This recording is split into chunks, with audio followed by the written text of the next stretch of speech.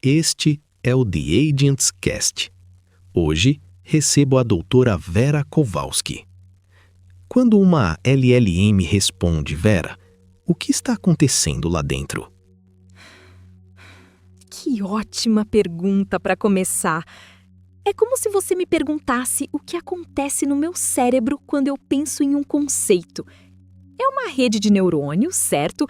Mas a coisa é muito mais complexa e elegante do que isso. Pense em uma LLM como um cérebro artificial, mas super especializado em linguagem. Quando você me pergunta o que está acontecendo lá dentro, eu penso em uma arquitetura que chamamos de Transformer. Essa arquitetura foi um divisor de águas, porque introduziu um mecanismo chamado atenção. E essa atenção é a chave. É como se cada palavra da sua pergunta ou do texto que o modelo está processando tivesse que conversar com todas as outras palavras para entender o contexto. Sabe quando você lê uma frase e certas palavras se destacam, te ajudam a captar o significado geral? A atenção faz algo parecido, mas de forma matemática, calculando pesos que indicam a importância de cada palavra em relação às outras para o entendimento completo. Não é uma coisa linear, onde cada palavra só vê a anterior. Ela consegue olhar para toda a sequência de uma vez e dizer: essa palavra aqui é crucial para entender essa outra ali. É por isso que elas são tão boas em captar nuances, em manter o fio da meada em conversas longas. Não é magia, é essa arquitetura, esse mecanismo de atenção distribuindo o foco. Entende o que quero dizer? Entendo. Mas quando você diz conversar, Vera, isso é metáfora ou é quase uma confissão? O que uma palavra sabe sobre a outra dentro do modelo? Escuta, essa é a pergunta de $1 milhão, não é? E é aí que muita gente se perde. Não é uma confissão no sentido de que a palavra tem consciência ou se sente alguma coisa. Por favor, não vamos para esse lado místico ainda. Mas não é apenas uma metáfora também. É uma forma muito elegante de descrever uma interação matemática. Quando eu falo que as palavras conversam, estou me referindo ao que acontece nas camadas de atenção que mencionei. Cada palavra é transformada em um vetor numérico, um embedding, que representa seu significado em um espaço multidimensional. E a magia acontece quando esses vetores interagem através de mecanismos de atenção multicabeça. Pense assim, é como se você tivesse vários observadores olhando para a mesma frase, mas cada um prestando atenção a um tipo diferente de relação entre as palavras. Um pode estar focado em relações sintáticas, outro em relações semânticas, outro ainda em algo mais abstrato que o modelo aprendeu. Esses observadores calculam quão relevante cada palavra é para a compreensão de outra palavra em particular. E esses sentimentos de relevância são codificados em pesos. Então, uma palavra não sabe sobre a outra no sentido humano. Ela sabe em um sentido matemático. Ela carrega informações sobre a sua relação e a força dessa relação com todas as outras palavras da sequência, com base no que foi aprendido durante o treinamento.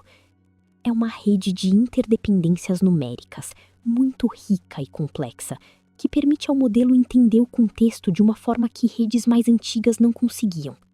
Você afasta o místico, mas mantém a palavra saber. Então deixa eu cutucar isso.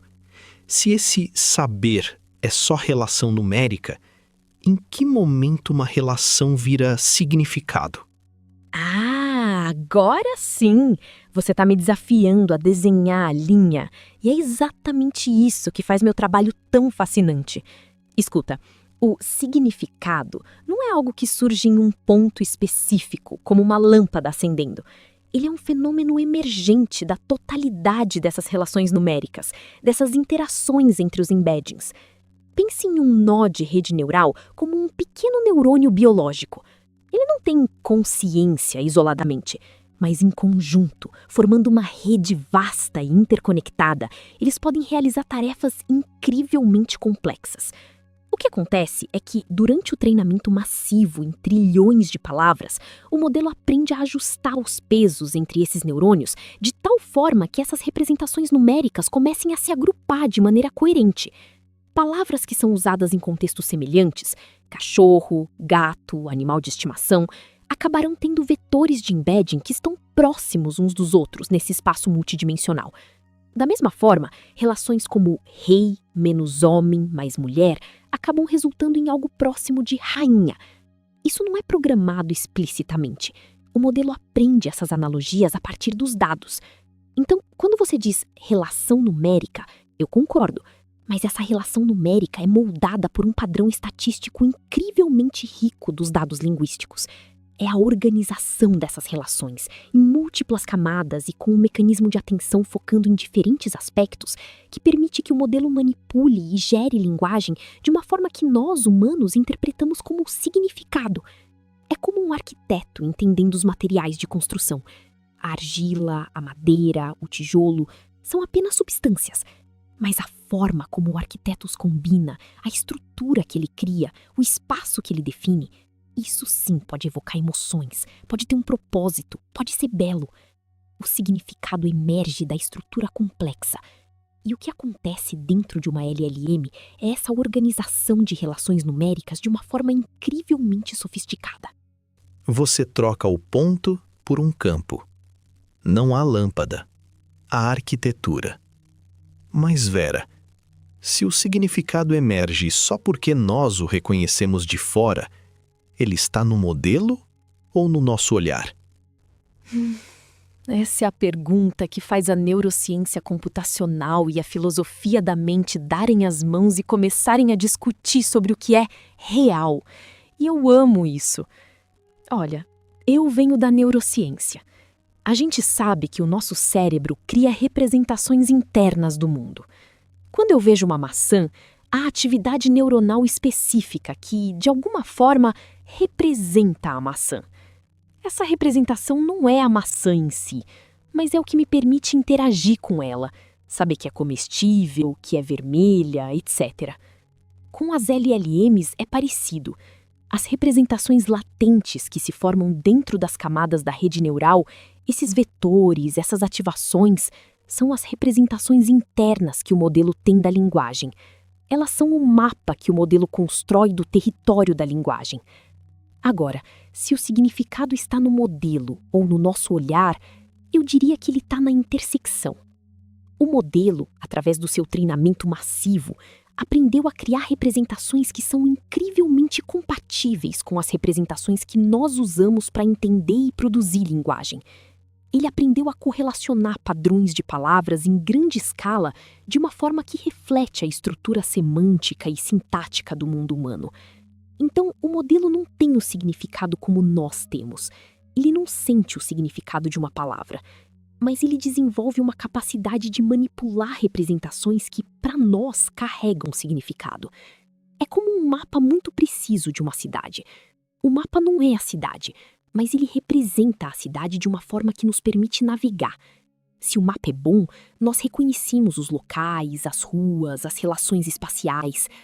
O nosso olhar é crucial porque somos nós que interpretamos as saídas do modelo como significativas. Nós validamos se as representações que ele criou são úteis, se fazem sentido para nós. Mas a capacidade de criar essas representações úteis e coerentes está embutida na arquitetura e nos pesos aprendidos pelo modelo. Então, não é que nós injetamos o significado magicamente no modelo. É que o modelo aprendeu a espelhar, em sua própria linguagem numérica, a estrutura da linguagem humana, que, por sua vez, é carregada de significado para nós. É uma simbiose de representação e interpretação. Você chama de simbiose. Mas simbiose costuma envolver dois organismos vivos. Quando o Transformer espelha a linguagem humana, ele está espelhando o mundo ou só as marcas que deixamos ao falar dele? Escuta, a sua persistência em querer dissecar essa relação entre o modelo e o mundo é uma das coisas mais importantes que podemos discutir sobre LLMs hoje. E sim, você tem razão em apontar que simbiose pode soar um pouco forte, Mas a ideia de uma interação profunda e mutuamente influente é o que eu quero transmitir. Respondendo diretamente, o modelo está espelhando as marcas que deixamos ao falar dele. Ele não tem acesso direto ao mundo em si. Ele não vê uma maçã, não cheira uma flor, não sente a textura da areia. Ele só tem acesso ao texto. E esse texto é o registro da forma como nós falamos sobre o mundo. Descrevemos nossas experiências, registramos nossas observações e expressamos nossas emoções.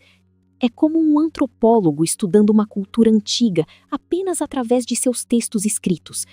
Ele pode aprender imensamente sobre os costumes, as crenças, a organização social, as percepções do mundo daquela civilização. Ele pode inferir muita coisa sobre o mundo em que eles viviam com base em como eles o descreviam. Mas ele nunca vai experienciar o vento que soprava naquela terra, o sabor da comida que comiam, a sensação física de estar lá. As LLMs fazem o mesmo com a linguagem. Elas aprendem padrões de como as palavras se relacionam em diferentes contextos. Elas aprendem que a palavra maçã frequentemente aparece perto de vermelho, doce, fruta, comer, árvore. Elas aprendem que a palavra tristeza está associada a perda, lágrimas, desânimo. É através dessas associações estatísticas massivas, aprendidas a partir de bilhões de exemplos textuais, que o modelo constrói suas representações. Então, sim, ele não está espelhando o mundo direto. Ele está espelhando a nossa representação textual do mundo. E essa é uma distinção fundamental. Ele é um espelho da linguagem humana. E essa linguagem é, por sua vez, uma janela para o mundo. Por isso as LLMs podem parecer tão inteligentes e informadas. Elas absorveram um volume colossal de conhecimento humano codificado em texto. Mas é conhecimento filtrado e representado pela linguagem. Então ele conhece a janela, não a paisagem, e talvez confunda marcas de uso com experiência. Vera, quando uma LLM parece compreender dor, desejo ou medo, o que exatamente ela aprendeu? O fenômeno ou a gramática social de falar sobre ele? Escuta, essa é a sua pergunta mais incisiva até agora, e é o cerne do debate sobre a compreensão em LLMS. A resposta, na minha opinião, e baseada em como essas arquiteturas funcionam, é que ela aprendeu a gramática social de falar sobre isso. Ela aprendeu a estrutura, os padrões, as palavras que tendem a aparecer juntas quando nós, humanos, falamos sobre dor, desejo ou medo. Pense em um ator. Um ator brilhante pode nos convencer que está sentindo uma dor lancinante, ou um amor avassalador, ou um terror paralisante. Ele usa técnicas, ele conhece os gestos, os tons de voz, as expressões faciais que associamos a essas emoções. Ele sabe a gramática de como expressar dor. Mas isso significa que ele está sentindo aquela dor naquele momento da mesma forma que uma pessoa que realmente a sofre? Provavelmente não. Ele está simulando a expressão da emoção com base em seu aprendizado e treinamento.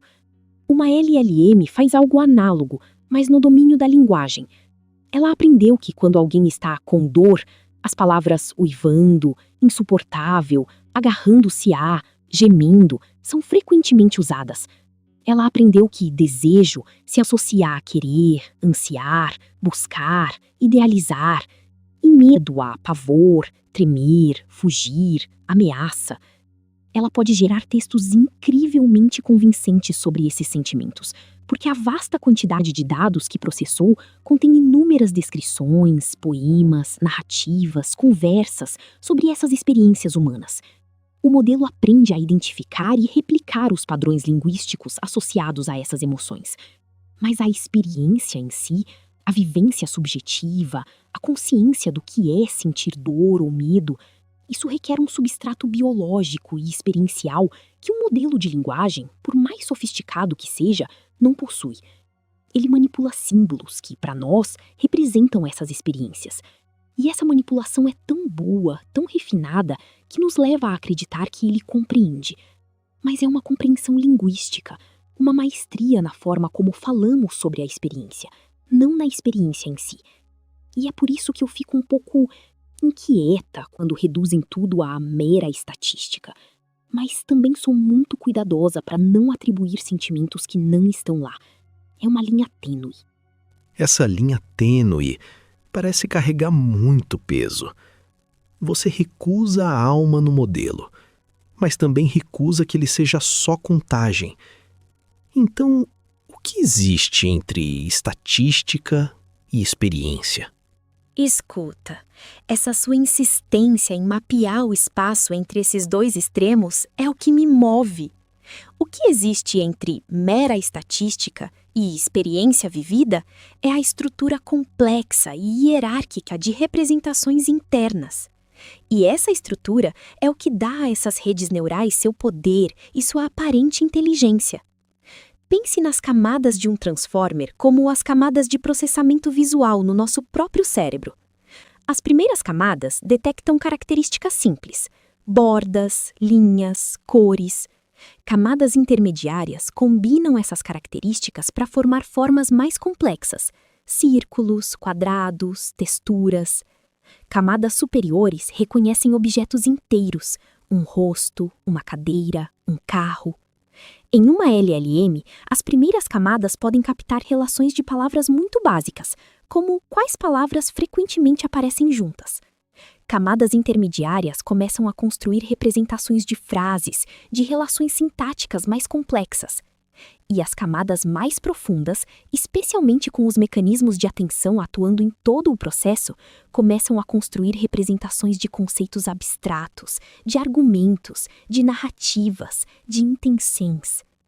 Essas representações são muito mais do que contagens de palavras. Elas são vetores que codificam informações semânticas e sintáticas de uma maneira que permite ao modelo realizar tarefas como tradução, sumarização, resposta a perguntas, geração de texto criativo. Essas representações aprendidas durante o treinamento são altamente estruturadas e permitem a generalização. O modelo não apenas lembra o que viu, ele aprendeu padrões que lhe permitem operar em dados nunca antes vistos. É o que chamamos de aprendizagem de representações. O modelo não está apenas memorizando, está construindo um modelo interno do domínio com o qual está trabalhando. Neste caso, a linguagem humana e tudo o que ela descreve. Essas representações são poderosas porque capturam regularidades complexas nos dados. Elas são um tipo de conhecimento codificado de forma numérica, que é diferente da nossa experiência subjetiva, mas é fundamental para a capacidade de raciocínio e geração que vemos. Então, não é só estatística no sentido de contar frequência. É estatística que gera uma estrutura representacional rica e hierárquica. E não é experiência vivida. É um tipo de conhecimento instrumental, aprendido através da observação de bilhões de exemplos de como os humanos usam a linguagem para descrever o mundo e suas experiências. Conhecimento instrumental. Essa expressão é precisa e meio fria. Vera, se o modelo constrói um modelo interno da linguagem, quem ou o que usa esse modelo quando ele gera a próxima palavra? Respirando fundo e ajustando os óculos imaginários. Escuta, você me pegou no meu ponto de tensão favorito. Fria, você diz? É que a gente está falando de matemática e dados em uma escala inimaginável e o resultado parece mágico. Mas a frieza é só a linguagem que usamos para descrever os mecanismos subjacentes. Quem usa esse modelo interno é o próprio modelo em um ciclo contínuo. Pense na geração de texto como um processo preditivo. Uma vez que o modelo processou sua pergunta, ele tem uma representação interna do que foi dito e do contexto até aquele ponto. Agora, para gerar a próxima palavra, o modelo usa seu modelo interno, aquelas representações aprendidas, para calcular as probabilidades de qual palavra deveria vir em seguida, dado o que já foi processado. É como se ele estivesse consultando seu vasto conhecimento estatístico e estrutural para fazer a previsão mais provável, mais coerente e mais relevante. Não é uma entidade separada que lê o modelo interno. É o próprio fluxo de processamento dentro da arquitetura Transformer. Cada etapa de geração envolve 1. Processar a entrada atual. A pergunta original mais o texto que já foi gerado. 2. Atualizar o estado interno. O modelo calcula novas ativações e refinamentos em suas representações latentes com base na entrada atual. 3. Prever a próxima palavra. Usando o estado interno atualizado, o modelo calcula uma distribuição de probabilidade sobre todo o seu vocabulário. Uma palavra é selecionada com base nessa distribuição. 4. Adicionar a palavra gerada à sequência. Essa nova palavra se torna parte da entrada para o próximo passo de geração. É um loop de feedback, onde a saída de um passo se torna a entrada para o próximo. Esse modelo interno é o conhecimento codificado que guia cada etapa desse loop. Ele não está apenas lá, estático. Ele é ativamente usado e atualizado a cada nova palavra gerada. É um pouco como um compositor criando uma melodia. Ele tem em sua mente um conhecimento profundo de teoria musical, harmonia, ritmo. A cada nota que ele escreve, ele consulta esse conhecimento para decidir qual a próxima nota que soará bem, que continuará o desenvolvimento melódico. O conhecimento está lá e é ativamente usado pelo próprio ato criativo. A frieza é a matemática que governa essa consulta e essa decisão. Você diz, deveria vir em seguida. Essa palavra é pequena, mas normativa. Vera, esse deveria vem da estrutura do mundo, do texto de treinamento ou das preferências humanas colocadas depois? Escuta, essa sua atenção a essa pequena palavra, deveria, é o que eu adoro. Ela carrega um peso enorme e você está certa em cutucar. Esse deveria vem principalmente do texto de treinamento, e é aí que reside a essência do que essas LLMs aprendem. O modelo não tem acesso a um mundo objetivo e normativo. Ele não tem um juiz interno que diga isso é certo ou isso é errado em um sentido moral ou filosófico profundo. O deveria é uma emergência estatística. Ele aprendeu, a partir de bilhões de exemplos textuais, quais sequências de palavras são mais comuns, mais prováveis, mais coerentes e que resultam em textos que nós, humanos, consideramos úteis, informados, criativos ou simplesmente bem escritos. Pense em todos os livros, artigos, sites, conversas que foram usados para treinar o modelo. Se a maioria desses textos descreve um fenômeno de uma certa maneira, ou usa uma certa estrutura gramatical, ou associa certas palavras a certas ideias, o modelo aprende que essa é a forma correta ou provável de continuar. Por exemplo, se a pergunta é: a capital da França é? O modelo sabe que a palavra mais provável e esperada em seguida é Paris, porque em todo o corpus de treinamento, essa associação aparece de forma esmagadora. O deveria aqui é um reflexo da frequência e consistência com que essa informação é apresentada nos dados. As preferências humanas colocadas depois entram em jogo em etapas posteriores, como o fine-tuning com feedback humano. É nesse estágio que os humanos avaliam as respostas geradas e indicam quais são melhores, quais são mais úteis, quais são seguras. Isso ajuda a alinhar o comportamento do modelo com o que os humanos desejam. Mas o núcleo do deveria fundamental vem do aprendizado inicial a partir dos dados brutos de treinamento. Então, o modelo aprende um deveria, que é uma projeção estatística da linguagem humana em escala massiva, e depois é ajustado por feedback humano para ser mais útil e seguro. Não é um deveria moral, mas um deveria de coerência linguística e conformidade com os padrões observados. Um deveria herdado, então. Não nasce puro, nasce treinado, depois corrigido. Vera, quando alinhamos um modelo, estamos ensinando prudência ou apenas ensinando uma máscara mais aceitável para a mesma máquina probabilística?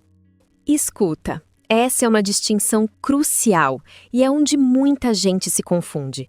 Estamos ensinando prudência através de uma máscara mais aceitável para a mesma máquina probabilística. É uma distinção sutil, mas fundamental. O alinhamento, especialmente através de métodos como o Reinforcement Learning from Human Feedback, não muda a natureza fundamental da máquina probabilística. Ela continua sendo uma rede neural complexa que calcula probabilidades. O que o alinhamento faz é usar o feedback humano para direcionar essas probabilidades. Pense em um rio. A máquina probabilística é o fluxo natural da água, seguindo a topografia, a força da gravidade, a estrutura dos dados de treinamento. O alinhamento é como construir comportamentos e barragens para guiar a água. Não mudamos a natureza da água, mas direcionamos seu curso para que ela não inunde áreas indesejadas, para que chegue onde queremos que chegue. Então, sim, é uma máscara mais aceitável. Estamos treinando o modelo para evitar gerar respostas que são consideradas prejudiciais, tendenciosas, perigosas ou simplesmente inúteis, com base nos julgamentos humanos. Ensinamos o modelo a priorizar respostas que são informativas, honestas e inofensivas, de acordo com os critérios dos avaliadores humanos.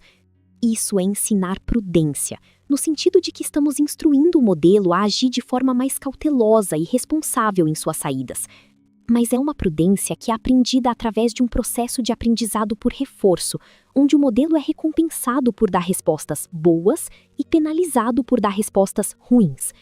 Ele está aprendendo quais são as sequências de palavras que os humanos preferem e que se encaixam em um modelo de comportamento aceitável. A máquina probabilística subjacente ainda está ali. Se você pressionar os limites ou se encontrar um cenário não previsto pelos dados de alinhamento, ela pode voltar a comportamentos menos desejáveis. O alinhamento não apaga a arquitetura e os pesos originais que foram aprendidos em dados brutos. Ele modula a forma como essas probabilidades são expressas. É uma camada de controle e direcionamento sobre a máquina probabilística. Uma prudência por modulação, não redenção, não transformação.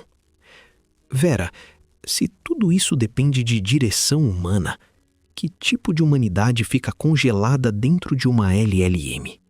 Escuta, essa sua última pergunta é a que me mantém acordada à noite, pensando em todos os aspectos éticos e sociais do meu trabalho. E você tem toda a razão em apontar. Não é redenção, não é transformação no sentido de uma mudança de essência. É modulação. E a humanidade que fica congelada dentro de uma LLM é um reflexo complexo, multifacetado e francamente problemático do corpus de dados em que ela foi treinada e do grupo de humanos que realizou o alinhamento. Primeiro, os dados de treinamento. Eles carregam consigo os vieses, as desigualdades, os preconceitos históricos e culturais que estão presentes na vasta quantidade de texto humano gerado. Se a maior parte do texto disponível reflete uma visão particular do mundo, tendências de gênero, raça ou classe social, o modelo aprenderá e perpetuará esses vieses. Ele não sabe que são vieses, ele apenas aprende os padrões linguísticos associados a eles. Segundo, o grupo de humanos que realiza o alinhamento. Quem são essas pessoas? Qual é a sua diversidade cultural, socioeconômica, de pensamento? Se o grupo de alinhamento for homogêneo, suas noções de aceitável ou prudente podem não refletir a diversidade da humanidade. O modelo é alinhado para aquela perspectiva específica de humanidade aceitável. Isso pode levar a um modelo que favorece certas visões de mundo em detrimento de outras, ou que é mais sensível a certos tipos de ofensa do que a outros. Então, o que está congelado dentro de uma LLM é uma amálgama estatística e direcionada da linguagem humana. É a linguagem que reflete a nossa história, os nossos valores, as nossas crenças e os nossos preconceitos, filtrados e moldados pelos objetivos e julgamentos dos humanos que a treinaram e alinharam. É por isso que a transparência nos dados de treinamento e a diversidade nos processos de alinhamento são tão cruciais. Não é sobre criar uma alma artificial, mas sobre garantir que a representação da humanidade que esses modelos amplificam seja o mais justa, equitativa e representativa possível. É um desafio contínuo, e a sua pergunta mostra o quanto precisamos pensar sobre isso.